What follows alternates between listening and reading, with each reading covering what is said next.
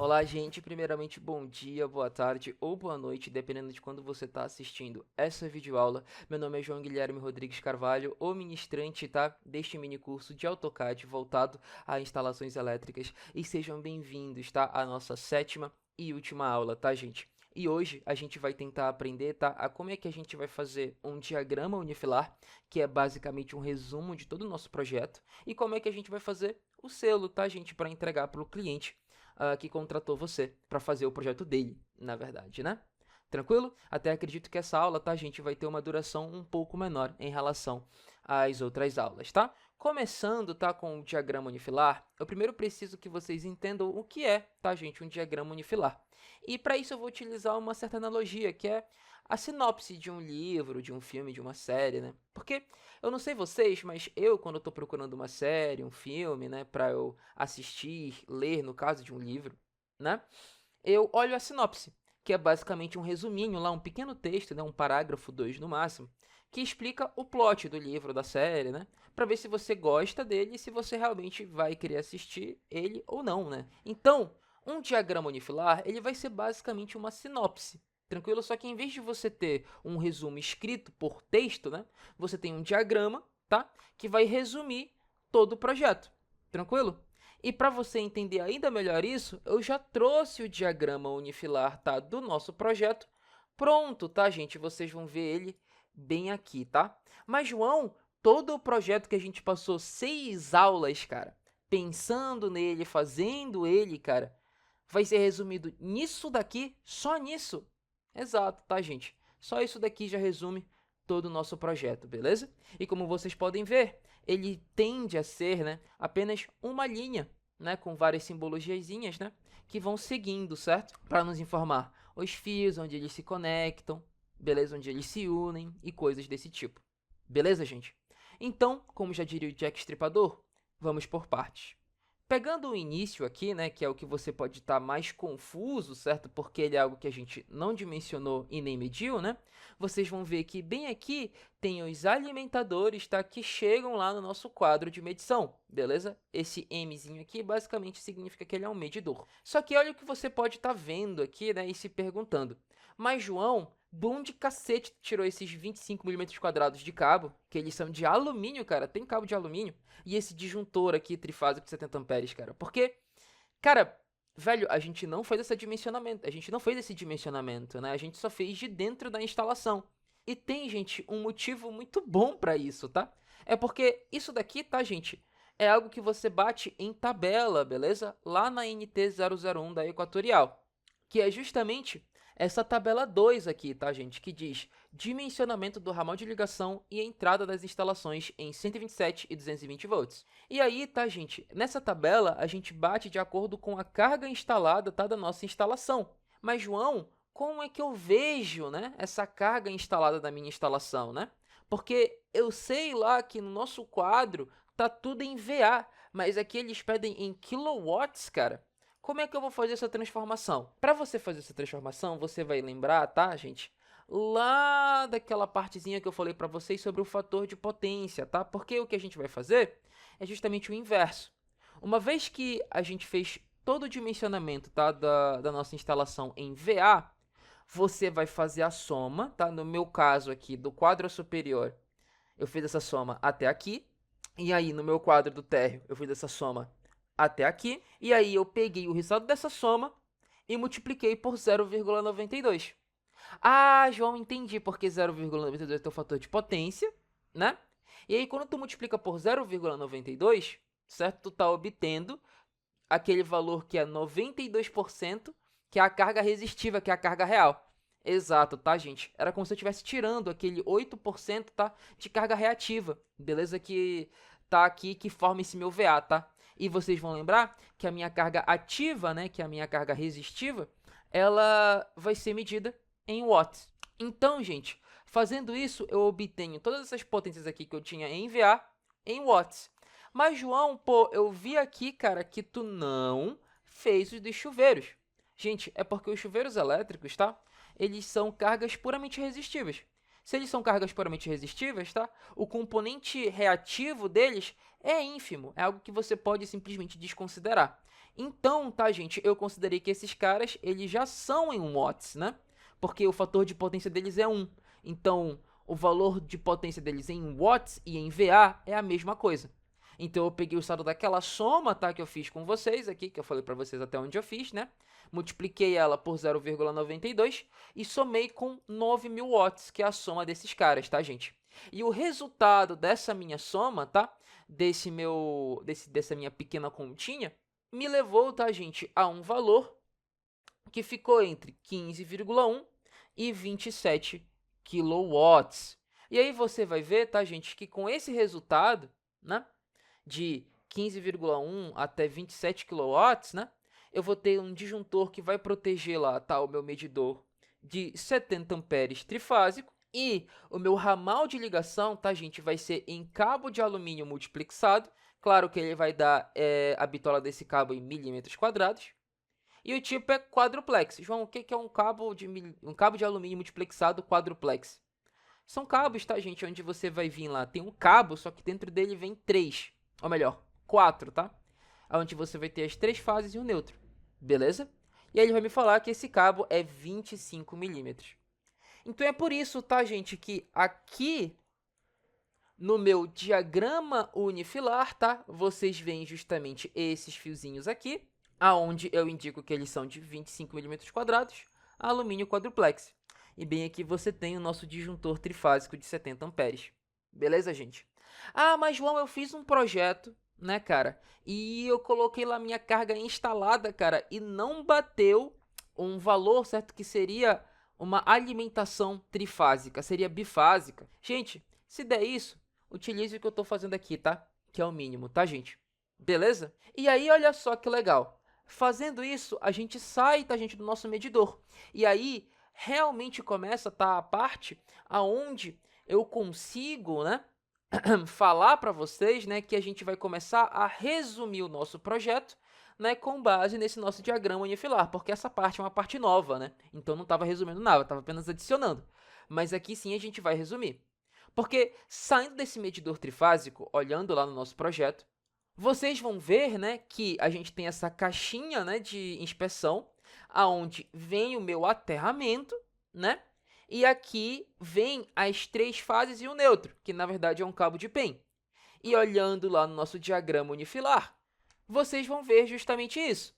Bem aqui, sai as minhas 3 fases mais o meu cabo de PEN, 16 milímetros cobre, e das minhas hastes, tá, que são o meu aterramento, que são 3 hastes de 2,40 metros, nesse ponto bem aqui, tá, gente, que é lá a minha caixinha de inspeção, esses fios eles se juntam e eles continuam no mesmo caminho. Terra, 3 fases e o nosso cabo de PEN. Beleza? E você vai ver isso lá no nosso projeto, aonde esses cabos eles se juntam e seguem até o quadro, beleza? E aqui vocês vão ver, esses cabos se juntam e seguem até o quadro, beleza? Que é LF térreo, tá, gente?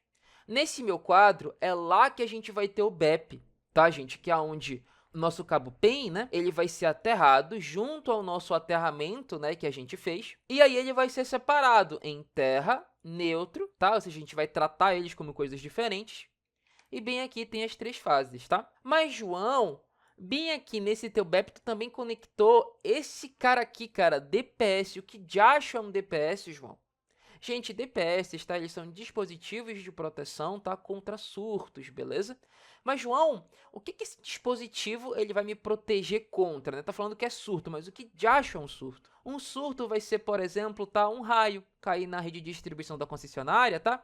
E quando esse raio ele cai, ele vai sendo distribuído, tá? Para todas as casas, todas as instalações, todas as cargas, né?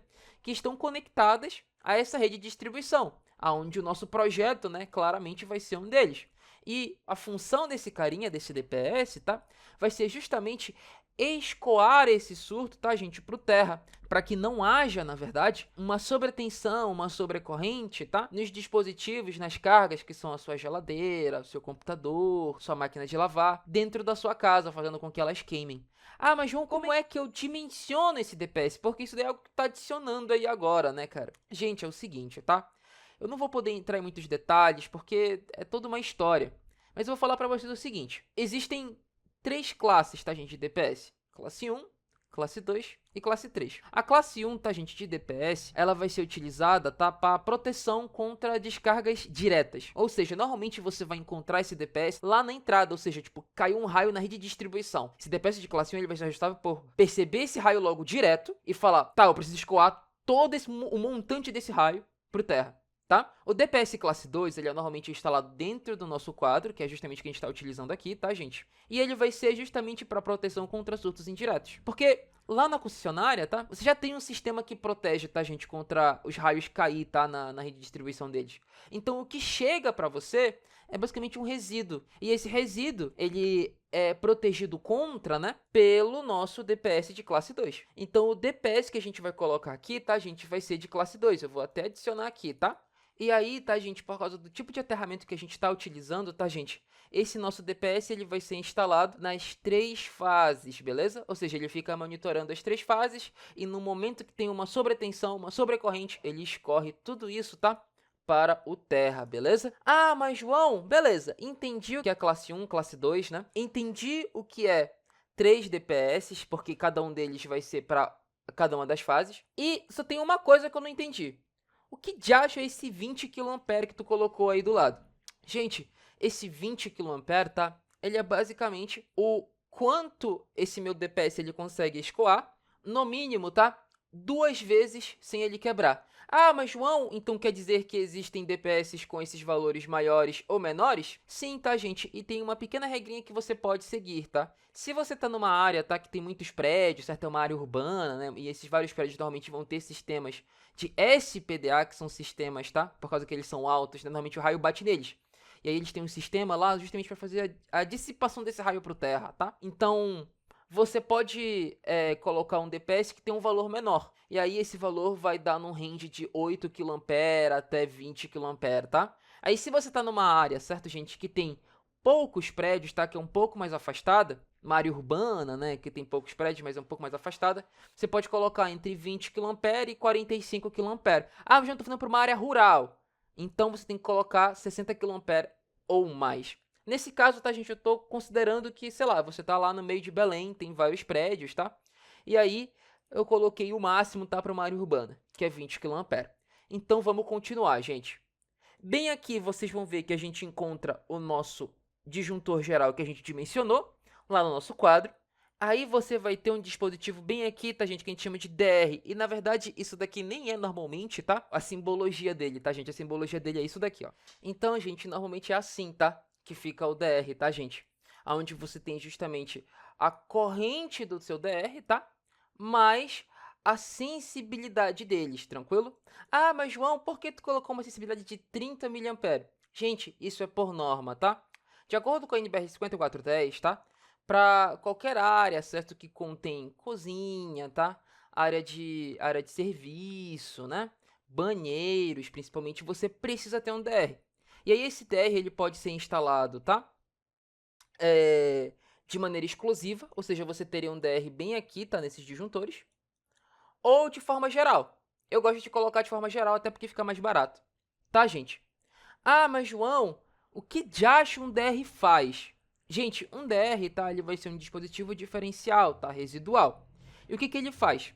Ele basicamente compara, tá? A corrente que está entrando com a corrente que está saindo, tá, gente? Da sua instalação. E se em algum momento ele percebe alguma fuga, ou seja, a corrente que está entrando não é igual à corrente que está saindo, ele desarma, tá? Porque, gente, se a corrente que está entrando não é igual à corrente que está saindo, isso pode indicar, tá, que você tem um curto com o terra. Se você já tomou um choque na sua vida, tá?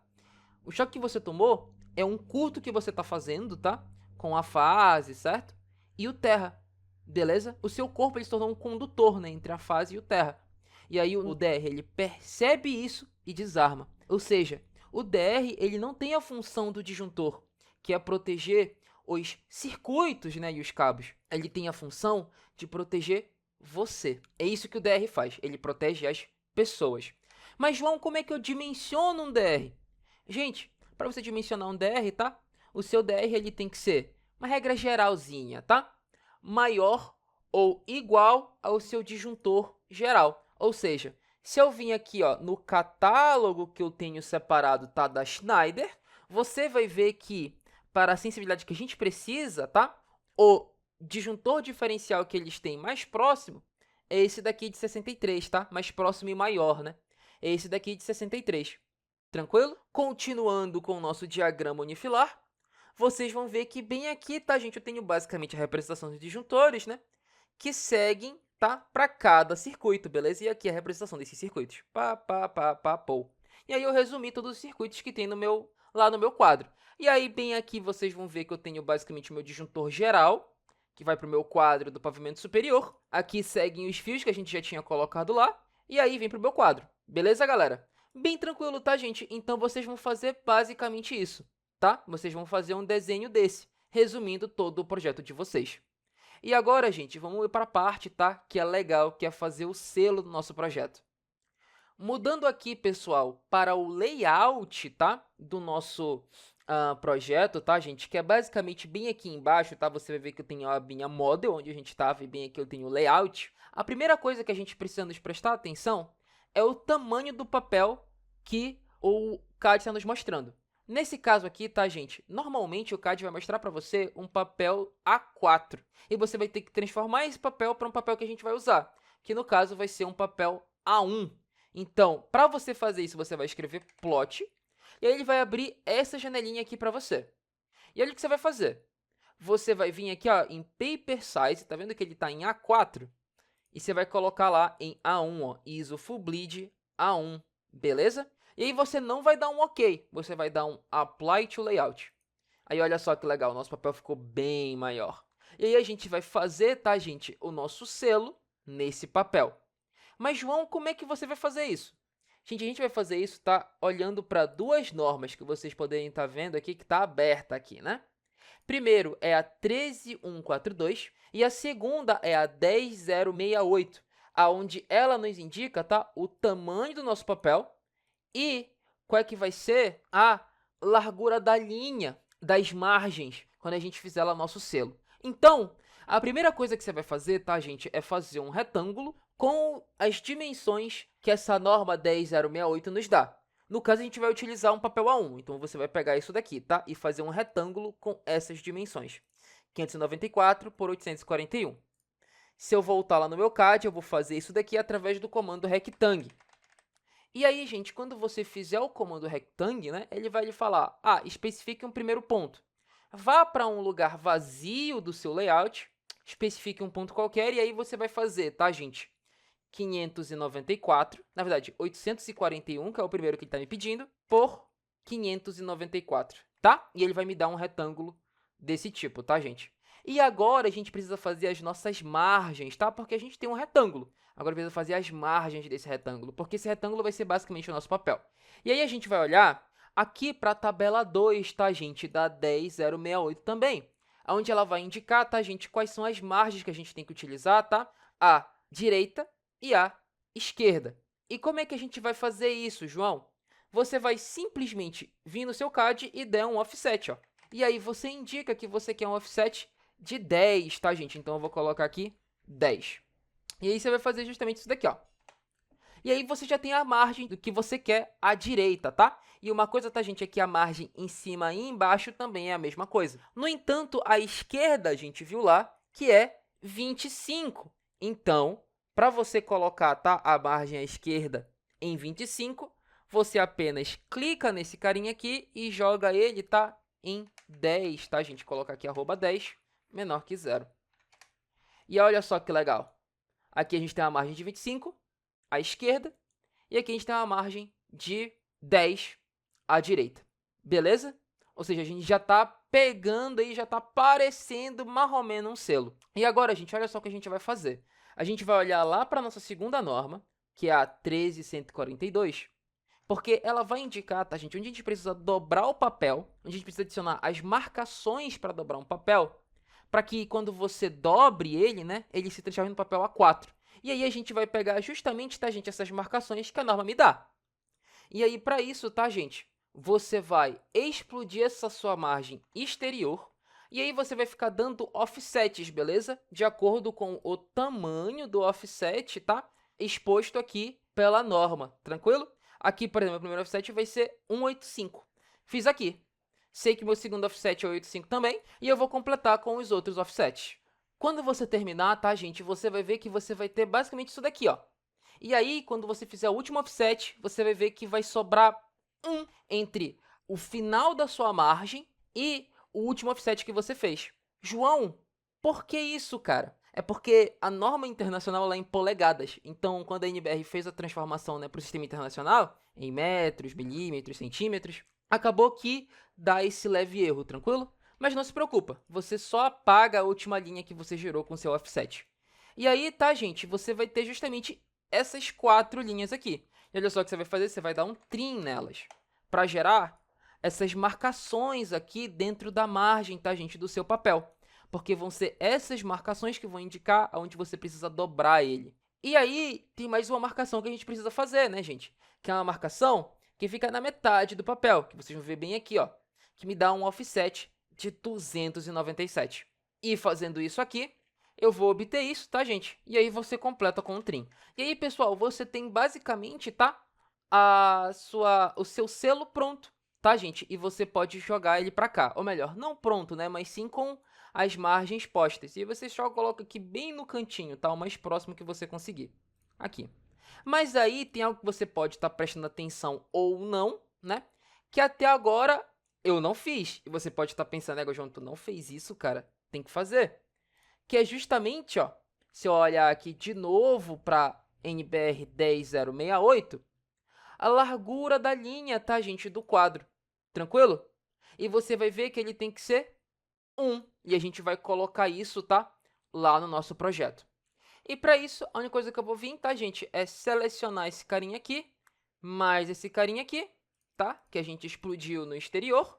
E, gente, colocar ele, tá, como 1, bem aqui, ó.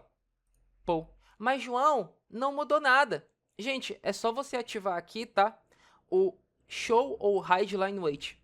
E aí, quando você fizer isso, tá, você vai falar, mas, João, continuou não mudando nada. É só você dar um zoom, tá? E você vai ver, tá, gente, que realmente algo mudou. Tranquilo? E aí, com isso, é só você montar o seu selo, tá, pessoal?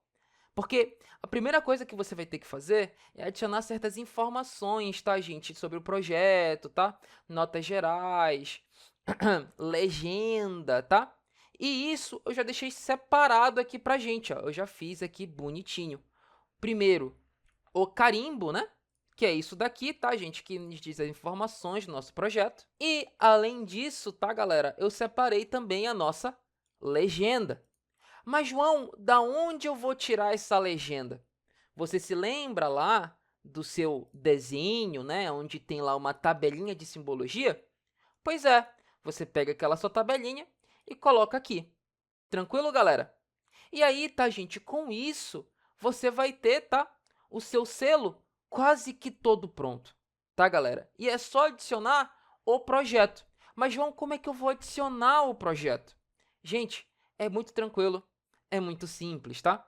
Você vai fazer algo que a gente chama, tá? De viewport. E você vai dar esse comando. E você vai colocar aqui single. Quando você fizer isso, tá? E você der um viewport, colocar um bem aqui no canto, ó. Você vai ver que vai aparecer, tá, o nosso projeto, tá, gente? Só que aí, quando você fizer isso, você não pode só dar um zoom e falar, tá, aqui tá o meu projeto, pronto. Porque quando você faz isso, você não mostra a escala, tá, gente, do seu projeto. Você precisa de uma escala, tá, para mostrar o seu projeto, para quando o cara ir lá, ele conseguir numa régua fazer uns certos cálculos, ou num escalímetro, tá, conseguir descobrir a distância das coisas. Se você deixa só um zoom aleatório, não tem como fazer isso. Mas, João, como é que eu especifico essa minha escala, então?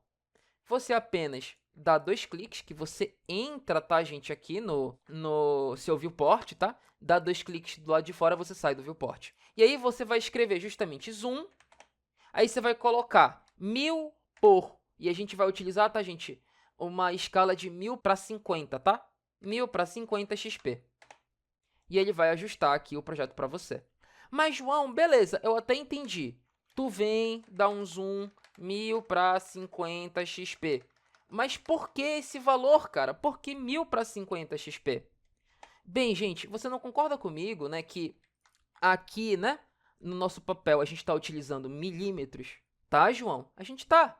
Porque todos os valores que eu coloquei lá para vocês, ó, quando a gente olhou lá nas normas, né, são valores que estão, ó, em milímetros, beleza? E o AutoCAD também espera, tá, que quando você está trabalhando aqui no papel, você trabalhe com unidades em milímetros, tá? E aí eu pergunto para você, quanto é 1 metro, né, em milímetro? Pô, João, é 1000 milímetros. Exato. E a gente quer que 1 metro ele seja 50 unidades, né? Quando você está olhando aqui. Pô, João, é verdade. Então a gente coloca 1 para 50. Beleza, galera? Só que em vez de você colocar 1 para 50, como se fosse 1 metro, né? Você coloca 1000, porque 1000 é milímetro. E aí você vai obter algo mais ou menos assim, tá? Você pode aumentar um pouquinho o seu viewport, tá? Para aparecer tudo que você colocou, né? Só colocar aqui um pouquinho mais à esquerda, certo? E aí você vai ter tudo bonitinho, tudo maravilhoso. Eu vou adicionar aqui o viewport, tá, gente, do segundo andar e já já eu volto. Gente, com os viewports adicionados, vocês vão ver que vai ficar assim, bonitinho, legal. E aí, uma coisa que eu deixei com uma leve surpresa é que bem aqui vocês poderiam ter percebido que eu nunca apaguei, tá? O que estava aqui no pavimento, térreo, planta, escala, 1 para 50 área. Porque eu havia percebido que a escala já era 1 para 50 e que ele já dá o nome, né, do pavimento, sei lá o quê. Então vai ficar assim. Beleza, galera? E aí você pode perceber, mas João, tá faltando o nosso diagrama unifilar, tá faltando os nossos quadros de cargas. Gente, você vai fazer da mesma forma, tá? No entanto, agora você não vai colocar escala, porque esses desenhos eles não têm escala, você só quer apenas mostrá-los. Então, aqui eu vou dar um outro viewport e adicionar aqui, tá, gente, o nosso diagrama unifilar. E aí, com ele aqui, né, eu já o centralizei, eu estava com um projeto mais ou menos assim, dei um zoomzinho aqui nele, né? O que a gente pode fazer? A gente pode, tá, gente, simplesmente escrever zoom, e aí, em vez de você colocar, né, lá a sua escala, você apenas escreve W, que ele vai te perguntar, tá, você quer dar o zoom em qual janela, porque é W de window, tá, gente? E aí você seleciona, tá, o seu diagrama unifilar, e ele vai ajustar o zoom para você. Eu vou, tá, gente, dar uma leve ajustada aqui rapidinho, só um corte e já volto. E aí, gente, com o nosso diagrama unifilar adicionado, só falta, tá, os nossos quadros de cargas. Mas, João, como é que eu vou adicionar meus quadros de cargas? Gente, da mesma forma, um viewport, tá, que você vai colocar. Aí aqui eu vou colocar single, de novo vou adicionar um viewport mais ou menos um pouquinho aqui embaixo e mais grandinho assim, ó. E aí, tá, gente, eu vou dar justamente, tá, um zoom aqui no nosso quadro, utilizando o zoom window, tá? Que é o W de novo, e só selecionar ele aqui. E aí, tá, gente, isso se repete para o quadro de cargas do pavimento superior. E com isso, gente, como você pode ver, a gente tem o nosso projeto pronto. Gratificante, né, galera? Só que está faltando uma coisa, tá? Que eu havia comentado com vocês nas últimas aulas, né? Nas nossas outras aulas, mas que eu não tinha mostrado ainda, né? Que eu havia esquecido de me mostrar. Que bem aqui, vocês vão lembrar que eu falei para vocês que no selo eu iria mostrar, certo? Que os nossos cabos não cotados, né, eles seriam de 2,5 no projeto, assim como eletrodutos não cotados seriam de 3/4. Pois é, galera, tá bem aqui. Tudo se encaixa no final. Gente, não se preocupem, tá? Porque esse carinha aqui eu vou entregar para vocês, tá? Assim como essa legenda. Beleza? Eu não vou deixar vocês fazerem isso daí. Foi só um sustinho que eu dei. Mas aí os viewports vocês fazem, tá? Assim como as margens, beleza? E é isso, pessoal. Espero ver o projeto de vocês, tá? Vocês enviem para eu dar aquela olhada. Chegamos ao fim do nosso curso.